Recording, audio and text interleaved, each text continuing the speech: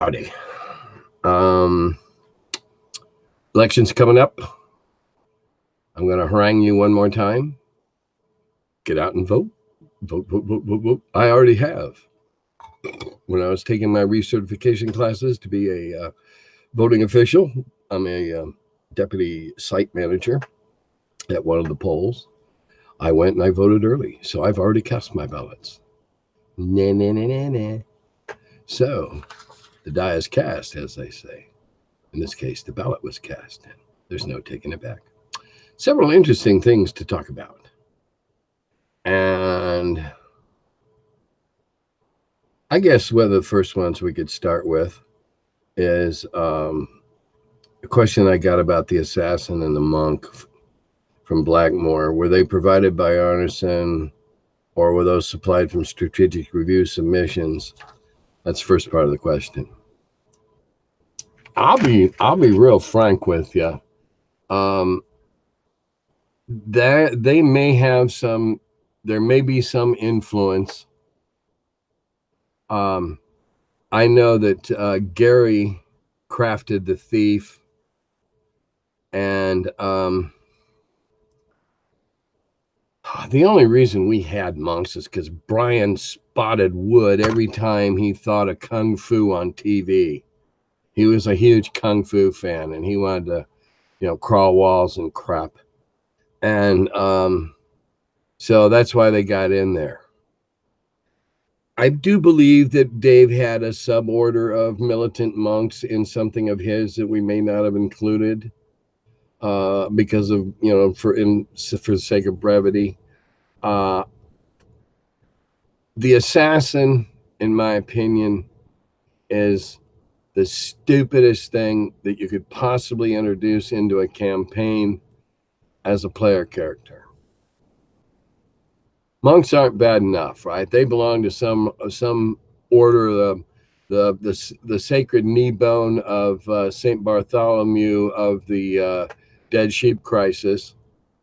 And so they have all these ridiculous skills, crawling up walls and jumping from behind for multiple times damage from striking from behind, which, okay, if there had been some gradation, okay, so if a normal-sized humanoid or biped, we'll say, if a normal-sized biped jumped on another one from up above, okay, yeah, it would be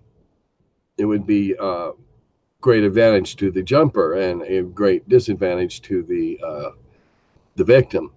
However,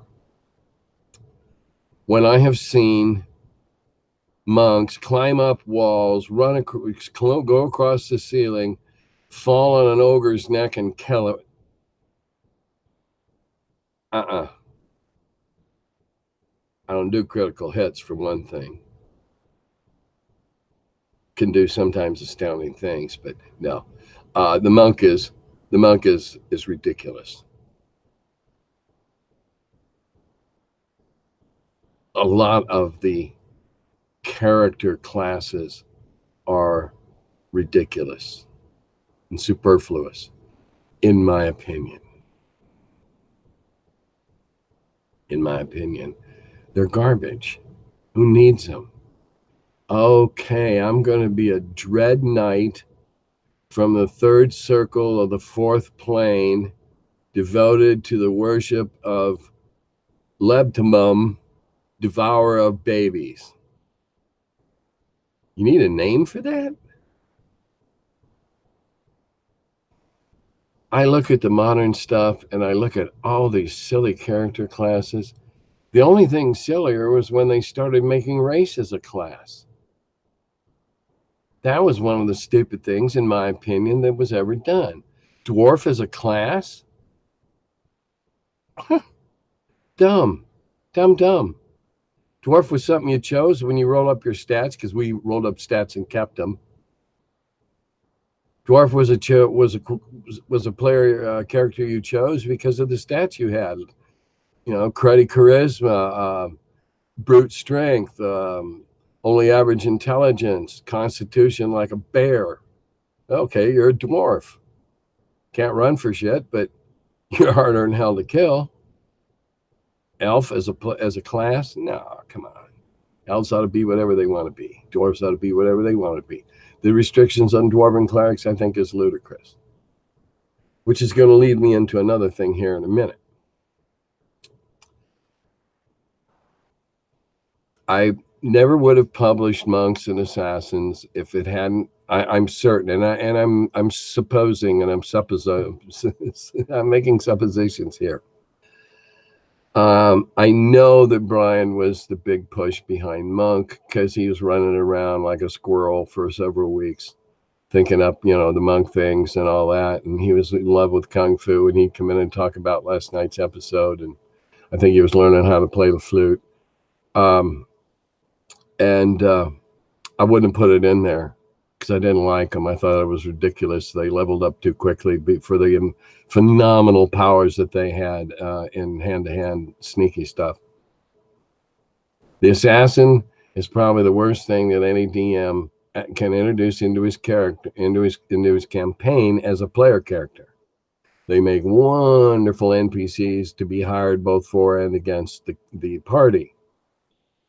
But that's it's like, to me, that smacks of the early days when we were trying, players were trying to be thieves inside a party and stealing from each other and that. Now, again, my group never did that because we didn't have thieves right off the bat, but we had a guy who was really, really good at that kind of stuff. But we didn't do that kind of thing. I learned a terrible lesson. Oh my God. When I first made up my set of strong NPCs that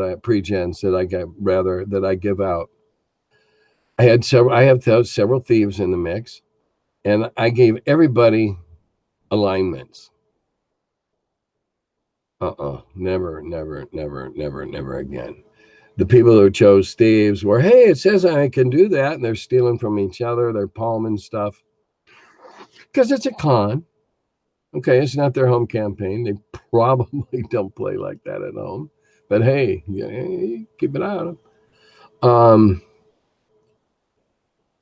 Leads me into, there's way too many classes and 5 kinds of knights and 3 kinds of paladins and 2 crusaders. And good God almighty, they're great big fighting men on a horse that wears lots of armor. They both wear lots of armor.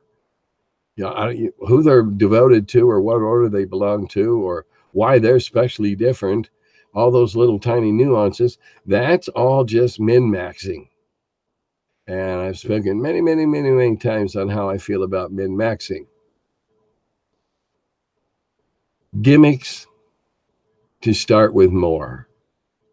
When in the true ethos of this game, it's about the struggle to get there, not prancing about in your shining new armor, thumbing your nose at the rest of the population and looking how grand I am. I always had the fun in getting there, which makes me too many of the classes. A lot of people are having problems with people wanting to have their clerics worship other religions, and some of them are as uncomfortable with that concept as I am. Not that I'm particularly a religious person, but number one, good God almighty, aren't all the deities and the pantheons of gods that were given out in the various D&D books and splat books enough for you? You got to say that, because you worship Roger of the Sinkhole, who was known for his miraculous cures of dropsy. And so therefore, on any injuries having to do with anything type of locomotive, you get extra bonuses. That's min-maxing. Pick a deity. I don't care. In my campaign where deities are, and they hardly are now because I don't really run a campaign, though I may do that in 2019. I've talked to a few people locally, and they're hot to trot. So we'll see. It'll give me a place to test test the last 3 that I'm going to write, and in that regard. If you can't be happy with all those and you got to run around making up your own, that wouldn't fly in my campaign. If you go find an obscure book of Finnish mythology and here's so-and-so who just happens to, have these things, and you think, well, those attributes ought to give some benefit here, and you make a good sale, okay. Doesn't even have to, it doesn't have to be Norse or Germanic, or whatever. If you can find it in a mythology and in our culture, that's kind of what we're doing, isn't it? We're making new mythologies and spinning old ones into it. I'm told I have a bad habit of too many hands around my face, but I just can't help it. It's my fingers. Another question I got, a second part, I'm going to answer. And that is, would I ever forgive the Blooms? Easy answer. Nope. Not if I live 1,000 years. Longer than them. Nope. Now, said that, I believe karma has bitten Brian in the ass because he's living in assisted living and some days doesn't know who he is. For whatever reason. The fact that after he destroyed TSR and divorced the termagant, he then went to law school, which in my opinion is, where else would a slimy, bottom-feeding, bean counter, backstabbing, where else would they land? But somewhere in the law, probably defending Me Too people. No, I'll never forgive him for what he did to the company. Brian was too naive to see what his brother was doing, but he was complicit in it nonetheless. All right. All right. A time of gentle repose. If I didn't want to get involved with all the music hassles, I'd play something by Bo Hansen here. People have an understood fascination with Dave Trampier. Tramp. Author of Wormy. Creator with Jason McAllister of Titan. Ant Wars. A couple others that they put out. Ant Wars, by the way, if you ever see that in an auction or something, it's a bag game. Oh my God, get it! If you find out you're missing counters, make new ones to place them. It is a fun, silly, stupid game. You're fighting over the turf in the backyard and crumbs and banana peels. And, oh my God, it's a fun game. Which proves, that you can always make it. You can make a game that's fun to play out of anything. Tom Lom and I, we proved that. So what to say about Dave? I was heartbroken when I learned he died. I was distraught that we'd fallen apart when he was betrayed at TSR.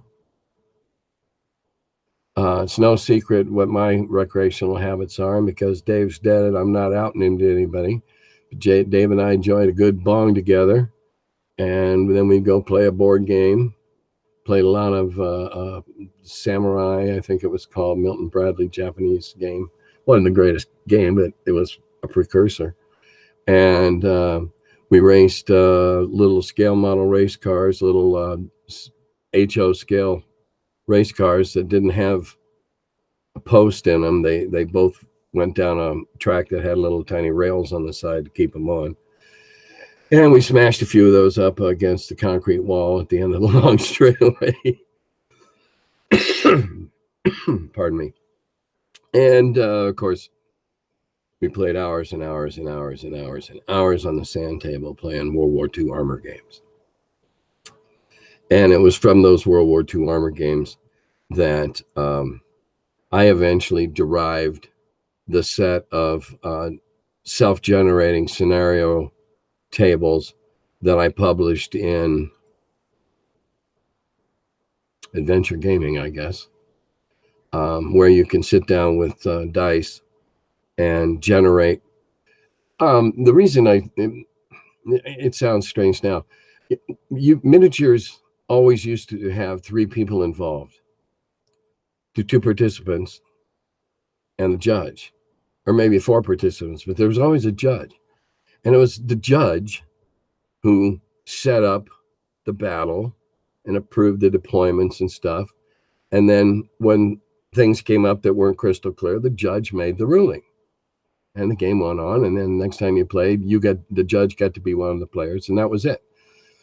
Well, with micro armor, it's really fun. It's really hard to find somebody that'll set that up for you and watch you guys have all the fun in that.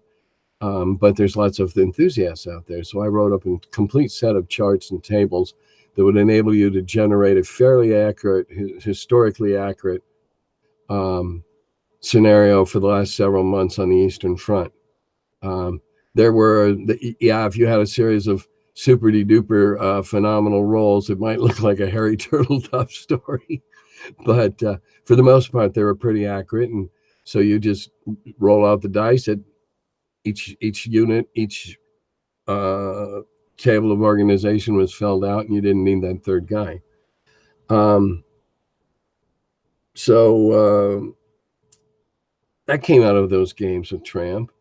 Tramp and I just sit and have long bullshit sessions at night.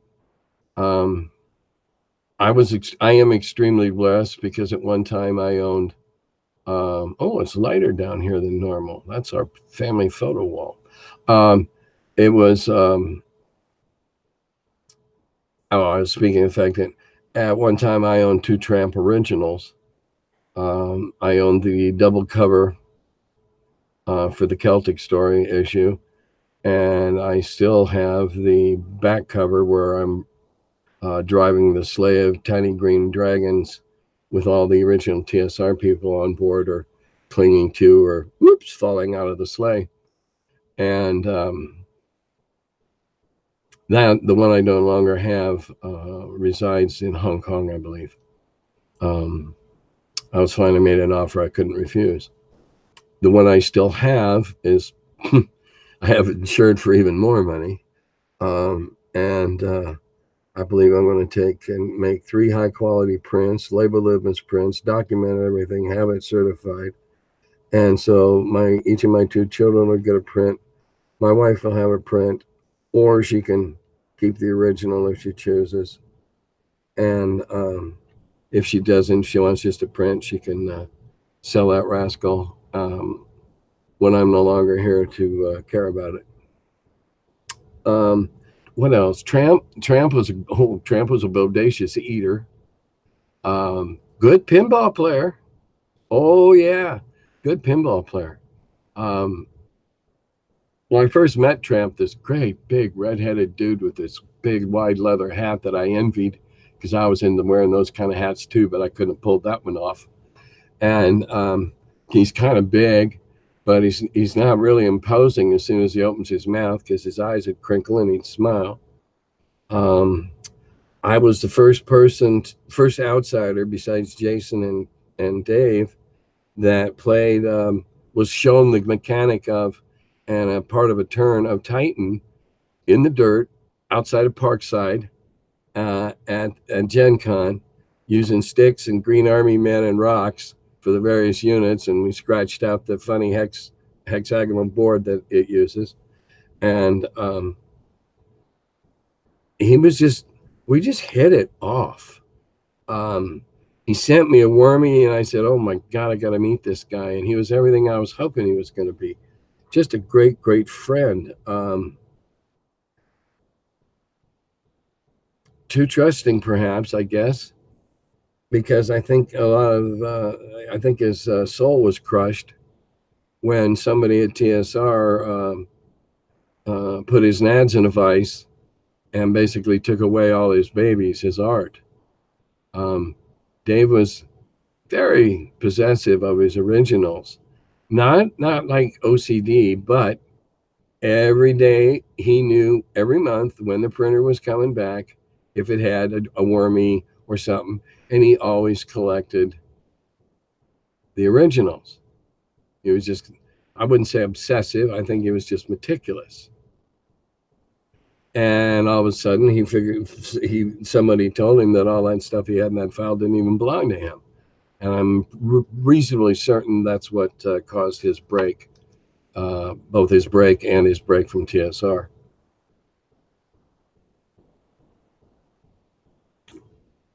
He didn't draw. After he left, he wanted to be left alone. Drove a taxi cab in Carbondale, ironically enough, because I'd come from Carbondale to TSR. So then when I heard that he passed, I was really bummed. I can only speculate. I know that his widow had chemical problems, and I wouldn't be at all surprised if in his depression, Tramp didn't slide down that hole for a while. I wouldn't. I can only imagine what a betrayal it meant. You know, if there's such a thing as a physical heartbreak, I bet his did that day. And that's all I can. You know, he was great fun to be around. We had fun at conventions when we both went to them. Great guy to share a joint with. Sit around and muse philosophical musings as we were wont to do back then. Great guy. Oh, I got a nice one. We're losing all the old masters of tabletop RPGs. Hang in there. Okay, his question was, how important was the survival horror aspect of D&D in my games? The only thing I did was creep them out. Now, here's why. I'm not into horror movies. They don't do a thing for me. I've seen a few classic Hitchcocks that I do enjoy as finely crafted films and the tension levels, but Scream and the guy with the chainsaw and the hockey mat doesn't do a damn thing for me. When I was a kid, I didn't go see the Japanese man in a rubber monster suit movies. Didn't do a thing for me. I was seeing Swords and Sandals. I was seeing Victor Mature playing Hannibal and really rotten Italian movies of all these scanty women, or all these voluptuous women wearing these scanty, lacy tunics. That's where I was at. So no, what I did do though is I preyed on their characters' nerves. I would set things on their trail. I would have things confront them, screw them up, and then manage to get away so they knew I would be coming back. Instilling paranoia was always fun. I enjoyed doing that. So yeah, they knew they were being stalked, not by like the predator in the movie, but they knew that the ogre, or you know, the ogres in this area had a case for them, and so you know they were real careful to keep their heads down and stay the hell away from ogres. But no, the horror aspect. There's a guy that goes to Total Con every year in February, and I don't know which of the horror games he does, but in the old setup, they used to give him a whole big meeting room, and he'd come in and set up professional lights and sound, and he'd darken it, and he put on an amazing adventure because he had all that stuff there. He didn't have to tell people to imagine this or imagine that. He'd flick on that bright light, and ruin everybody's night vision. And that was quite a theatrical show. And I wish I'd gone to a whole one, but I enjoyed the little bit that I did see. Let's see. Too Many Gods. Yep. Okay. One of the most difficult and trying portions of my working for TSR happened when we went to conventions. Mike Carr can probably, Kim Mohan can probably confirm this.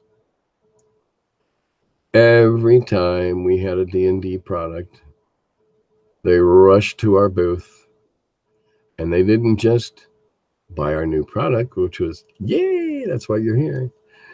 They had to go into detail about their last adventure. And we had to smile and nod our head and go, oh, yeah, that sounds really good. Oh, I think that guy almost fell down behind you. And get him out of the way. Every con, all day long. What are you going to do? Tell a customer they're a jerk? No. They're excited about your product. Of course you're going to listen. Of course you're going to give them a pleasure of having them share their enjoyment with you. Oh, but God, it got old after a few thousand times. Oh, my Lord. But I've begun to notice something now. As I've mentioned probably before, I spent 4 years in the Navy. And there was a tradition in the Navy that was called sea stories. Sea stories. The Navy's always had a tradition of somebody on board every vessel could yarn a yarn like no one else. Sea stories. Sea stories are about something you saw at your last duty or something you heard happened or, whatever. And it took me a little while, but I finally figured out that 90% of the sea stories that started with, now this is no shit, were just that, sea stories. But hey, the sea stories were fun. When we'd be bored, which wasn't all that often, and sitting around with nothing to do, we'd make up sea stories and tell bullshit stories and shit like that. It was just, I guess it was a Navy tradition when you had nothing to do but let the water take you where you were going. But now I'm seeing the rebirth of the sea story. Now it was always SEA, being sailors and all. And that's the adventure story. That one time you miraculously stepped aside just as the rhino was ready to impale you in the crotch with that 3-foot horn. No poachers in your world.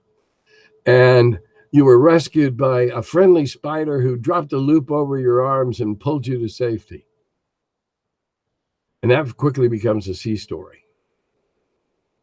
Sea stories or adventure stories, but I'm going to continue to call them sea stories because it fits the mode of what I knew as sea stories as a younger man in the Navy. And I hear them at all the conventions, and I still get people share with me, oh, you should have heard, you should have seen the time, whatever. The only thing I haven't figured out yet is the code word that corresponds to, now this is no shit. Because some of these adventure stories are so preposterous, they got to be yarns. In the finest tradition of the sailors, they got to be yarns. It's fun, though. I'm about done talking about game stuff, I guess. But I did something interesting today for my friend Jay Libby, who's with Dilly Green Bean Games. He lives in New Hampshire, but he teaches at a 2-year college in Maine. And he put together and got them to support his curriculum for a journalism class. And so he had a couple of newspaper people come in, one of whom was, well-known around the area as, a feature writer type thing. And then he had me come in. There was only 6 or 7 students in the class, but it is a journalism, it is a journalism class for the first time in a junior college. And I'm hoping Jay does well with it, so he does it again. So anyway, we set up a Skype thing. He got a laptop with a camera, and then he figured out how to work it into the whiteboard. And so I could see them. There was windows behind them, so all I saw were silhouettes, which was probably good. They could see me like you can now, or maybe even a little brighter because I may have had more lights on. And anyway, I gave him what it was, my experience with it and how I came to be where I was and what I thought you needed to be innate skills or traits that you needed to be a good journalist, many of which are the same to be a good storyteller, because you both do the same thing. You root out the story. One's factual and one isn't.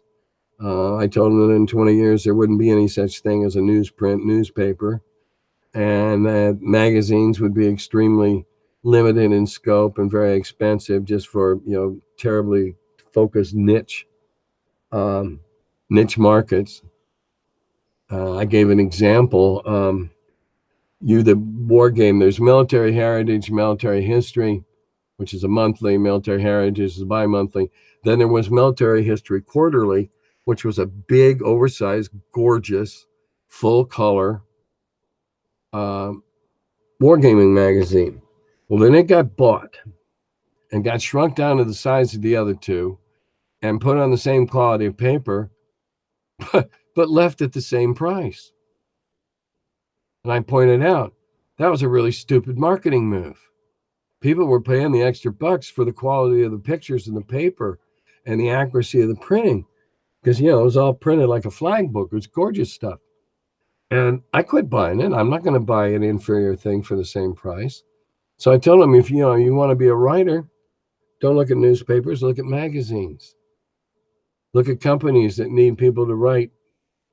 Look at catalogs. There's a lot of things to do with a journalism degree to help you get your foot in the door.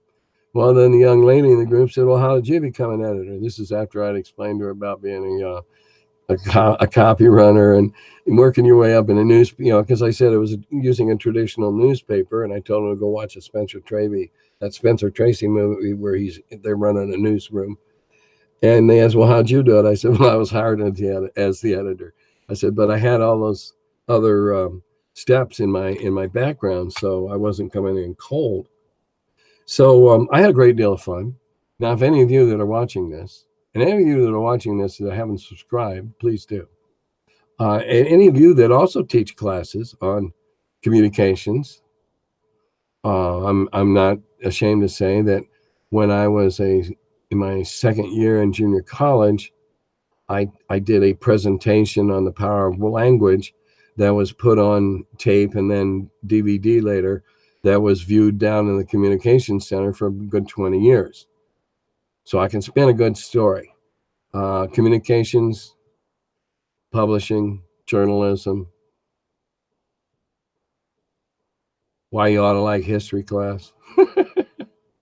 If you can do it, if you can Skype with me, or I don't know if Google Plus is, Google Hangouts hangs around. I guess I know how to do that. Anyway, if you're on the level, get in touch with me. Don't forget about let's see, Uncle Matt's RPG Studio, and they have a Facebook page, so you should see them.